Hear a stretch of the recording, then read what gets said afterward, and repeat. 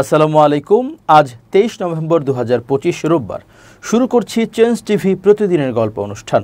দর্শক, আপনাদের সঙ্গে রয়েছে আমি ইমতিয়াজ আহমেদ। শুরুতেই সংবাদ শিরোনাম। কোন পক্ষে যাবে আওয়ামী লীগের ভোট, বিএনপি না জামাত?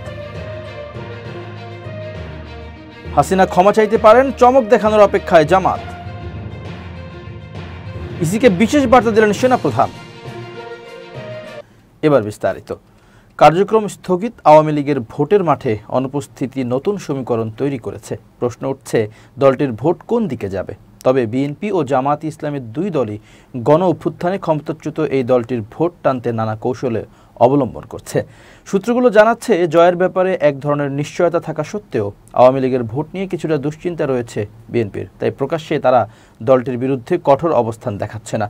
এ দলটিও আওয়ামী লীগ নেতাকর্মীদের নিরাপত্তা দেওয়ার নিশ্চয়তা দেওয়া সহ নানা প্রতিশ্রুতি দিচ্ছেন। এমনকি আওয়ামী লীগের ভোট টানতে সংখ্যালঘুদের ও দু একটি আসন ছেড়ে দেওয়ার চিন্তা করছে জামাত। খোঁজ নিয়ে দুটি দলেই নতুন এই নির্বাচনী কৌশলের কথা জানা গেছে। অন্যদিকে আওয়ামী লীগের ভোট টানার লক্ষ্যকে কেন্দ্র করে তরুণদের দল জাতীয় নাগরিক পার্টি এনসিপির সঙ্গে জোট করবে কিনা তা নিয়ে দুই দলই পুনর্বিবেচনা করে দেখছে। এনসিপির সঙ্গে নির্বাচনী জোট থাকলে আওয়ামী লীগ সমর্থকরা ভোট নাও দিতে পারে, এমন আশঙ্কা থেকে দল দুটি নানা হিসাব নিকাশ করছে। কারণ আওয়ামী লীগ নেতারা এনসিপিকে প্রধান শত্রু মনে করে, এমন আলোচনা আছে রাজনীতিতে। শেখ হাসিনা সরকার পতনের আন্দোলনে বৈষম্য বিরোধী ছাত্র আন্দোলনের মুখ্য ভূমিকা পালন করেছে। এই সংগঠনের নেতৃত্ব দানকারীরাই পরে এনসিপি গঠন করে। বিএনপি স্থায়ী কমিটির সদস্য মেজর অবসরপ্রাপ্ত হাফিজউদ্দিন আহমেদ বলেন, আওয়ামী লীগের ভোট জামাত ইসলামীকে দেওয়ার কথা নয়। আমার মনে হয় তারা অধিকাংশই ভোট কেন্দ্রে যাবে না, আবার যারা যাবে হয়তো বিএনপির ধানের শীষেই ভোট দেবে। অবশ্য জামাত ইসলামীর সহকারী সেক্রেটারি জেনারেল এহসানুল মাহবুব জোবায়ের মনে করেন, বাস্তবে নির্বাচনের সময় আওয়ামী লীগের ভোট 5% বেশি নয়। তিনি বলেন, আওয়ামী লীগ আমলের শেষের দিকে বিভিন্ন উপনির্বাচনে দেখা গেছে সেখানে কেউ ভোট দিতে যায়নি। শুধু তাদের লোকজন গেলেও ভোট পড়ার কথা 20 থেকে 30%, কিন্তু সেখানে ভোট পড়েছে 6 থেকে 7%। বাস্তবে মানুষ আওয়ামী লীগের কাছ থেকে মুখ ফিরিয়ে নিয়েছে। এরপরও যারা আছে, আমার ধারণা আগামী জাতীয় নির্বাচনে অনেকেই ভোট দিতে যাবে না। আর যারা ভোট দিতে যাবে তারা হয়তো অবস্থার আলোকে ব্যবস্থা নেবে। সফট সাপোর্টার যারা রয়েছে তারা স্থানীয় নেতাদের সঙ্গে সম্পর্ক সহ নানা হিসাব নিকাশ করে ভোট দিতে পারেন। তিনি বলেন, আমরা তো সবার কাছেই ভোট চাইব, কে কাকে ভোট দেবে সেটা তো তার ব্যক্তিগত পছন্দের বিষয়। রাজনৈতিক বিশ্লেষকদের মতে আওয়ামী লীগের ভোট কারা পাবে সেটি নির্ভর করছে কয়েকটি বিষয়ের উপর। প্রথমত, দলটির আদর্শের কাছাকাছি যদি কোনো প্রার্থী থাকে তাদের ভোট দেবে। দ্বিতীয়ত, ভোটারদের সঙ্গে প্রার্থীর সম্পর্কের উপর। এবং তৃতীয়ত, 5 আগস্টের পর প্রার্থী বা তাদের কর্মীরা আওয়ামী লীগের কর্মীদের উপর কতটা নির্যাতন চালিয়েছে সেই বিবেচনা নির্ভর করে। ঢাকা বিশ্ববিদ্যালয়ের রাষ্ট্রবিজ্ঞান বিভাগের অধ্যাপক কাজী মোহাম্মদ মাহবুবুর রহমান মনে করেন, আওয়ামী লীগের সমর্থক গোষ্ঠী বা ভোটাররা তাদের আদর্শের কাছাকাছি যদি কোনো প্রার্থী পায় তবে তাদের ভোট দেবেন, আবার না ভোট দেওয়ার সম্ভাবনাও রয়েছে। এছাড়া যদি কোনো প্রার্থী ব্যক্তিগতভাবে ভোটারদের আকর্ষণ করতে পারেন তাহলে আওয়ামী লীগের ভোট পাবেন। জুলাই গণ অভ্যুত্থানে সংঘটিত গণহত্যা পরবর্তী পরিস্থিতি ঘিরে নতুন করে বিতর্কের জন্ম দিয়েছে ফ্যাসিস্ট ফাঁস হওয়া একটি অডিও ক্লিপে। এ বিষয়ে রাজনৈতিক বিশ্লেষক ও লেখক জাহেদুর রহমান ফ্যাসিস্ট হাসিনার বক্তব্য নিয়ে কিছু প্রশ্ন করেন। শেখ হাসিনা কি কখনো স্পষ্টভাবে জুলাইয়ের গণহত্যার জন্য জাতির কাছে ক্ষমা চাইবেন? রোববার সম্প্রতি ফাঁস হওয়া হাসিনার অডিও রেকর্ড নিয়ে বিশ্লেষণ করেন জাহেদুর রহমান। ডক্টর জাহেদের মতে, অডিও ক্লিপটি যদি সত্যি আসল হয় তবে এর মধ্যেই লুকিয়ে আছে একটি গুরুত্বপূর্ণ রাজনৈতিক বার্তা। ওই কথোপকথনে শেখ হাসিনা একাধিকবার বলেন তিনি মানুষ মেরে ক্ষমতায় থাকতে চান না এবং দেশের পরিস্থিতি নিয়ন্ত্রণে ব্যর্থতার প্রসঙ্গেও বিরক্তি প্রকাশ করেন। জাহেদের যুক্তি, এই বক্তব্যের প্রকাশের টাইমিং রাজনৈতিকভাবে অত্যন্ত তাৎপর্যপূর্ণ। তিনি বলেন, গত কয়েক সপ্তাহ ধরে শেখ হাসিনা বিভিন্ন আন্তর্জাতিক সংবাদ মাধ্যমের সঙ্গে কথা বলেন। সেখানে তিনি প্রথমবারের মতো স্বীকার করেছেন যে প্রধানমন্ত্রী হিসেবে ঘটে যাওয়া মৃত্যুর দায় আংশিক হলেও তার উপর বর্তায়, যদিও সরাসরি কোনো হত্যার নির্দেশ তিনি দেননি বলে দাবি করেন। এই রাজনৈতিক বিশ্লেষক মনে করেন, এই স্বীকারোক্তি তার আগের বক্তব্যের তুলনায় খানিকটা ভিন্ন এবং রাজনৈতিকভাবে সফট অবস্থান নির্দেশ করে। তাহলে কি নির্বাচন ঘিরে নতুন কোনো কৌশল? জাহিদুর রহমানের দাবি, আন্তর্জাতিক চাপ বিশেষ করে ভারতের সঙ্গে সাম্প্রতিক বৈঠকগুলো ইঙ্গিত করছে আওয়ামী লীগকে কোনো না কোনো প্রক্রিয়ায় নির্বাচনে ফিরিয়ে আনার আলোচনা চলছে। তাই শেখ হাসিনাকে নিয়ে দায় স্বীকার বা নরম ভাবমূর্তি তৈরির প্রচেষ্টা সামনে আসতে পারে। তিনি আশঙ্কা প্রকাশ করেন, রাজনৈতিক পুনর্বাসনের লক্ষ্যে ভবিষ্যতে এমন একটি ন্যারেটিভ জোরদার হতে পারে। তিনি তো ক্ষমা চেয়েছে, সুতরাং তার দলও নির্বাচনে ফিরতে পারে। তবে ডক্টর জাহেদ এটিকে একটি পরিকল্পিত রাজনৈতিক নাটকের সম্ভাবনা হিসেবে দেখছেন। তবে তার মতে ফৌজদারি অপরাধের ক্ষেত্রে ক্ষমা চাওয়া কোনো বিচার কমাতে পারে না এবং গণহত্যার দায় থেকে মুক্তির কোনো সুযোগ নেই। আসন্ন ত্রয়োদশ জাতীয় নির্বাচন ফেব্রুয়ারিতে হওয়া নিয়ে রাজনৈতিক দলগুলোর মধ্যে কিছুটা শঙ্কা থাকলেও পূর্ণ প্রস্তুতি নিয়ে মাঠে কাজ করছে বাংলাদেশ জামাত ইসলামী। জনকণ্ঠের ইসরাফিল ফরাজির রিপোর্ট থেকে জানা যায়, প্রাথমিকভাবে ৩০০ আসনে প্রার্থী ঘোষণা করলেও তফসিল ঘোষণার পর চূড়ান্ত প্রার্থী ঘোষণা করতে যাচ্ছে জামাত ইসলামী। দলটির একাধিক সূত্র থেকে জানা যায়, আগামী নির্বাচনে নারীদের জন্য কমপক্ষে ৩ থেকে ৫টি আসন ছাড়তে যাচ্ছে দলটি। পাশাপাশি ভিন্ন ধর্মাবলম্বীদের জন্য আসন ছাড়ার পরিকল্পনা রয়েছে। 5টি দাবিতে গত এক মাসেরও অধিক সময় 7টি দলকে সঙ্গে নিয়ে আন্দোলন করে যাচ্ছে বাংলাদেশ জামাত ইসলামী। এসব দলের সঙ্গে জোট না হলেও আসন সমঝোতায় যাবে দলটি। ধারণা করা হচ্ছে ত্রয়োদশ জাতীয় সংসদ নির্বাচনে 230টি আসনে দাঁড়িপাল্লা প্রতীকে নির্বাচনে অংশগ্রহণ করবে জামাত। বাকি 70টি আসন বিভিন্ন দলের প্রার্থীদের সহযোগিতা করবে দলটি। সব মিলিয়ে ত্রয়োদশ জাতীয় সংসদ নির্বাচনে 180টি আসনে সংখ্যাগরিষ্ঠতা নিয়ে সংসদে যেতে চায় জামাত ইসলামী। বর্তমানে 300টি আসনেই প্রচার চালাচ্ছে জামাতের নেতাকর্মীরা। এর মধ্যে 2-3টি আসনে প্রার্থিতা নিয়ে কিছুটা দ্বন্দ্ব থাকলেও বাকি আসনগুলোতে জয়ের জন্য সর্বোচ্চ প্রস্তুতি নিচ্ছে দলটি। জামাত চূড়ান্ত প্রার্থী কবে ঘোষণা করবে এমন প্রশ্নের জবাবে দলটির সহকারী সেক্রেটারি জেনারেল অ্যাডভোকেট এহসানুল মাহবুব জুবায়ের বলেন, নির্বাচন কমিশন ডিসেম্বরের প্রথম সপ্তাহে তফসিল ঘোষণা করলে দ্বিতীয় সপ্তাহে চূড়ান্ত প্রার্থী ঘোষণা করা হবে। তিনি বলেন, আগামী নির্বাচনে ইনক্লুসিভভাবেই প্রার্থী ঘোষণা করবে বাংলাদেশ জামাত ইসলামী। সমাজের প্রতিটি সেক্টরে প্রতিনিধি, যেমন বিভিন্ন ধর্মের প্রতিনিধি, সাংবাদিক, আলেম, নারী ও তরুণদের সম্মিলিত উপস্থিতি লক্ষ্য করা যাবে। জানা যায়, আগামী নির্বাচনে বাংলাদেশ জামাত ইসলামের সঙ্গে জোট করতে যাচ্ছে বাংলাদেশ জাতীয় হিন্দু মহাজোট। এই সংগঠনটির বাংলাদেশের 23টি হিন্দু ধর্মীয় সংগঠনের একটি মহাজোট, যার মধ্যে দেশের বিভিন্ন জেলা অন্তর্ভুক্ত। এর বাইরেও রয়েছে বাংলাদেশ জাতীয় হিন্দু ছাত্র মহাজোট, বাংলাদেশ জাতীয় হিন্দু যুব মহাজোট, বাংলাদেশ হিন্দু মহিলা মহাজোট, বাংলাদেশ হিন্দু স্বেচ্ছাসেবক মহাজোট। বাংলাদেশে ইসলামের রাজনৈতিক দলগুলোর মধ্যে সর্ববৃহৎ রাজনৈতিক দল মনে করা হয় জামাত ইসলামীকে। অরাজনৈতিক সংগঠন হেফাজতে ইসলামের বর্তমান নেতৃত্বের একটা অংশের সঙ্গে কিছুটা দূরত্ব থাকলেও জানা গেছে নির্বাচনের আগে জামাতের হয়ে মাঠে প্রভাব বিস্তার করবে হেফাজতে ইসলাম। সুন্নিদের কয়েকটি সংগঠনের সঙ্গে জামাতের মতাদর্শগত পার্থক্য থাকলেও বড় একটি অংশ যুক্ত হতে যাচ্ছে জামাতের সঙ্গে। আলোচনায় রয়েছে গণ অভ্যুত্থানের অন্যতম সংগঠক আবু সাদিক কায়েম, সিবগাতুল্লাহ সহ বিভিন্ন ছাত্র সংসদের প্রতিনিধি। ধারণা করা হচ্ছে 3 থেকে 5টি আসনে তরুণদের প্রতিনিধি হিসেবে নির্বাচন করবে তারা। একটি সূত্র থেকে জানা যায়, ত্রয়োদশ নির্বাচনের ইতিহাস গড়তে চায় জামাত, যার জন্য সর্বোচ্চ ত্যাগ স্বীকার করতে প্রস্তুত দলটির নেতাকর্মীরা। প্রতিটি আসনকেই গুরুত্ব সহকারে দেখছে জামাত। গত 15 মাসে অভ্যন্তরীণ 3টি জরিপ সম্পন্ন করেছে দলটি। তাদের জরিপের তথ্য মতে দলটির পক্ষে ব্যাপক জনসমর্থন বৃদ্ধি পেয়েছে বলে জানা যায়। দলীয় জরিপের বাইরেও স্বতন্ত্র স্থানীয় ও আন্তর্জাতিক সংগঠনের মাধ্যমে জরিপ চালিয়েছে জামাত। প্রতিটি তথ্যেই জামাত চমক দেখাতে পারে বলে মনে করছেন তারা।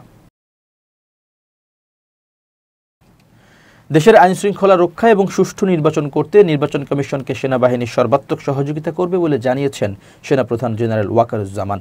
রোববার সশস্ত্র বাহিনী দিবস উপলক্ষে ঢাকা সেনানিবাসের আর্মি মাল্টিপারপাস কমপ্লেক্সে আয়োজিত এক অনুষ্ঠানে সেনাপ্রধান একথা বলেন।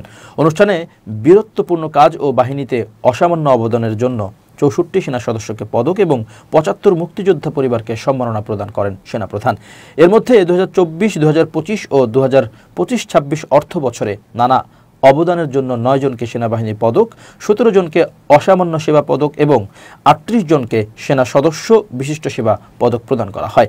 এ সময় সেনাপ্রধান বলেন, মুক্তিযোদ্ধাদের দেখানো পথ অনুযায়ী দেশের স্বার্থে বাংলাদেশের মানুষের কল্যাণে কাজ করে যাবে বাংলাদেশ সেনাবাহিনী।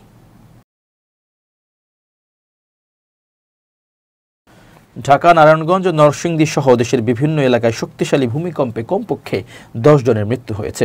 আহত হয়েছেন শতাধিক মানুষ। শুক্রবার সকাল 10:38 অনুভূত ভূমিকম্পটি কয়েক দশকের মধ্যে সবচেয়ে শক্তিশালী হিসেবে ধরা হচ্ছে। নরসিংদীর মাধবদীতে এর মাত্রা ছিল 5.7 রিখটার স্কেলে। পরের দিন একই এলাকায় আরও কম মাত্রার ভূমিকম্প 3.3 রিখটার রেকর্ড করা হয়। এরপর দেশের বিভিন্ন অঞ্চলে ছোট বড় কম্পন আরও কয়েকবার অনুভূত হয়েছে। ভূতাত্ত্বিকরা বলছেন, এ ধরনের ভূমিকম্পের পেছনে মূল কারণ হলো দেশের নিচে থাকা 3টি বড় প্লেট ও 6টি সক্রিয় ফল্ট। বাংলাদেশের মূল প্লেটসমূহ। ইন্ডিয়ান প্লেট দেশের পূর্ব উত্তর অংশে অবস্থান, উত্তরে ইউরেশিয়ান ও পূর্বে বার্মা প্লেটের সঙ্গে সংঘর্ষ ঘটায়। 2. ইউরেশিয়ান প্লেট হিমালয় অঞ্চলের নিচে উত্তরে ইন্ডিয়ান প্লেটের সঙ্গে সংঘর্ষের ফলে হিমালয় ও উত্তরাঞ্চলে ভূমিকম্প হয়। 3. বার্মা প্লেট বাংলাদেশের পূর্ব সীমান্তে মিয়ানমারের দিকে, এখানে বিপজ্জনক ইন্দো বার্মা মেগা থ্রাস্ট রয়েছে। প্রধান সক্রিয় ফল্টসমূহ। 1. ডাউকি ফল্ট সিলেট ও মেঘালয়ের পাদদেশে অবস্থিত, বড় ঝুঁকি, রিক্টার স্কেল 7 থেকে 8, প্রভাবিত জেলা সিলেট, ময়মনসিংহ, নেত্রকোনা, মৌলভীবাজার। 2. মধুপুর ফল্ট টাঙ্গাইল, ময়মনসিংহ, গাজীপুর অঞ্চলের পশ্চিমে, ঝুঁকি M 6.5 থেকে 7, প্রভাবিত জেলা টাঙ্গাইল, ময়মনসিংহ, শেরপুর, গাজীপুর, কিশোরগঞ্জ এবং Dhaka. 3. Chittagong fold belt fault পার্বত্য চট্টগ্রাম ও চট্টগ্রাম অঞ্চলে, প্রভাবিত জেলা Chittagong, Bandarban, Rangamati, Khagrachari, Cox's Bazar. 4. Indo Burma mega thrust Bangladesh Myanmar সীমান্তের পূর্বে, ঝুঁকি M 8.5 পর্যন্ত, প্রভাবিত জেলা কক্সবাজার, বান্দরবান, চট্টগ্রাম, ফেনী, নোয়াখালী, লক্ষ্মীপুর, ব্রাহ্মণবাড়িয়া। 5. শিলং প্লাটো সীমান্ত ফল্ট ভারতের শিলং, মেঘালয়ের উচ্চভূমি, প্রভাবিত জেলা সিলেট, নেত্রকোনা, সুনামগঞ্জ, ময়মনসিংহ। 6. তিস্তা ও প্লায়া গঙ্গা লাইনামেন্ট উত্তর পশ্চিমাঞ্চলে, প্রভাবিত জেলা রংপুর, দিনাজপুর, ঠাকুরগাঁও, ঝুঁকিপূর্ণ জেলা, অত্যন্ত উচ্চ ঝুঁকি, ঢাকা, সিলেট, চট্টগ্রাম, কক্সবাজার, টাঙ্গাইল, ময়মনসিংহ, গাজীপুর। উচ্চ ঝুঁকি মৌলভীবাজার, নেত্রকোনা, শেরপুর, সুনামগঞ্জ, রাঙামাটি, বান্দরবান, খাগড়াছড়ি, ব্রাহ্মণবাড়িয়া, নোয়াখালী, ফেনী। মাঝারি ঝুঁকি রাজশাহী, রংপুর, দিনাজপুর, কুষ্টিয়া, যশোর, খুলনা, বরিশাল। বাংলাদেশে এই প্লেট ও ফল্টগুলো দেশের বিভিন্ন অঞ্চলে ভূমিকম্পের জন্য মূলভাবে দায়ী। বিশেষ করে রাজধানী ও পার্বত্য অঞ্চলগুলো সবচেয়ে বেশি ঝুঁকিতে রয়েছে। এবার খুব জরুরি 1 মিনিট জানাচ্ছেন ইউনেস্কো ক্লাব পুরস্কার বিজয়ী সাংবাদিক আমিরুল মোমিনিন মানিক। খুব জরুরি 1 মিনিটে প্রত্যেককে আমন্ত্রণ। আমরা প্রত্যেকেই আকর্ষণীয় হতে চাই অন্যের কাছে। আপনি কিভাবে আকর্ষণীয় ব্যক্তিত্বে পরিণত হবেন, এর জন্যে 3টি বিষয় আপনি অনুসরণ করুন। প্রথমত, অল্পভাষী হবেন। দ্বিতীয়ত, কথা কাজে মিল রাখবেন। আর তৃতীয়ত, প্রজ্ঞার সঙ্গে কাজ করবেন। এই 3টির যদি সমন্বয় ঘটাতে পারেন, তাহলে আপনি আপনার ব্যক্তিত্বকে এমন একটা পর্যায়ে নিয়ে যাবেন যে সবাই আপনাকে সম্মান এবং মর্যাদা দিতে বাধ্য হবে। আর একটি বিষয় আপনি মনে রাখবেন, আপনি যদি অন্যকে সম্মান দেন, তাহলে অবশ্যই আপনি সম্মান পাবেন। আর অন্যকে যদি নিচু করেন, হেয় করেন, তাহলে আপনিও হেয় প্রতিপন্ন হবেন। ভালো থাকবেন, সবার জন্যেই শুভেচ্ছা নিরন্তর। এবার দেশের বাইরের খবর। তিউনিসিয়ার প্রেসিডেন্ট কাইস সাইদের বিরুদ্ধে ফুঁসে উঠেছে দেশটির জনগণ। শনিবার রাজধানী তিউনিসে তার বিরুদ্ধে হাজারো জনতা বিক্ষোভ করেছেন। কাইসের বিরুদ্ধে অভিযোগ, সরকার বিরোধী সমালোচকদের গণহারে গ্রেপ্তার করছে তার প্রশাসন। পাশাপাশি কাইসের ক্রমান্বয়ে স্বৈরাচারী মনোভাব প্রকাশ পাওয়ায় অন্তত এই বিক্ষোভ করেছে জনগণ। এ খবর দিয়েছে আল জাজিরা। এতে বলা হয়, বিক্ষোভ চলাকালীন বিভিন্ন স্লোগান দেন আন্দোলনকারীরা। তারা সরাসরি দমন পীড়ন বন্ধের স্লোগান দিয়েছেন। তিনি আমাদের প্রেসিডেন্ট নন সম্বলিত প্ল্যাকার্ডও শো করেন তারা। এই বিক্ষোভে বিভিন্ন মতাদর্শের রাজনৈতিক দল, এনজিও ও নাগরিক সমাজের বিভিন্ন গুরুত্বপূর্ণ ব্যক্তিরা অংশ নেন, যা সাইদ বিরোধী শিবিরে এক বিরল ঐক্যের সুর বলে বিবেচিত হচ্ছে। সাইদের কড়া সমালোচক ও সাবেক বিচারপতি আহমেদ সোয়াবকে আদালতে 5 বছরের কারাদণ্ডের প্রতিবাদে এই বিক্ষোভের ডাক দেওয়া হয়েছে। সাইদের বিরুদ্ধে অভিযোগ, তিনি বিচার ব্যবস্থা ও নিরাপত্তা বাহিনীর ব্যবহার করে বিরোধী রাজনীতিবিদ, সাংবাদিক, ব্যবসায়ী ও আইনজীবীদের লক্ষ্যবস্তু করছেন। সমালোচকরা সতর্ক করছেন, 2011 সালের আরব বসন্ত পরবর্তী গণতান্ত্রিক অর্জন এখন বিপদের মুখে। বিক্ষোভের সংগঠক আইয়ুব আমারা বলেন, গত 14 বছরের সব অগ্রগতি উল্টে দেওয়া হয়েছে। তিউনিসিয়া সবার জন্য, একজনের খেয়ালে দেশ চলতে পারে না। জেলে থাকা বিরোধী নেতা আব্দেল হামিদ জলাসির স্ত্রী মানিয়া ব্রাহিম বলেন, অনেক তিউনিসীয় গভীর অন্যায়ের শিকার। নাগরিক হিসেবে আমরা অধিকার রক্ষার জন্যই আজ রাস্তায়। এদিকে কয়েকজন বন্দী বর্তমানে অনশন করছেন। তাদের মধ্যে আছেন সংবিধান আইন বিশেষজ্ঞ জওহার বেন এমবারেক, যিনি 20 দিন ধরে অনশন করছেন। 2019 সালে নির্বাচিত হওয়ার পর 2021 সালে সাইদ সংসদ স্থগিত করে নির্বাহী আইনসভা ও বিচার বিভাগের ক্ষমতা নিজের হাতে কেন্দ্রীভূত করেন। এরপর থেকে রাজনৈতিক প্রতিপক্ষ, বিশেষত বৃহৎ ইসলামীপন্থী দল আন নাহদা পার্টিকে টার্গেট করা শুরু হয়। দলটির নেতা ও সাবেক পার্লামেন্ট স্পিকার রাশেদ ঘান্নুশিকে একাধিক মামলায় কারাদণ্ড দেওয়া হয়েছে।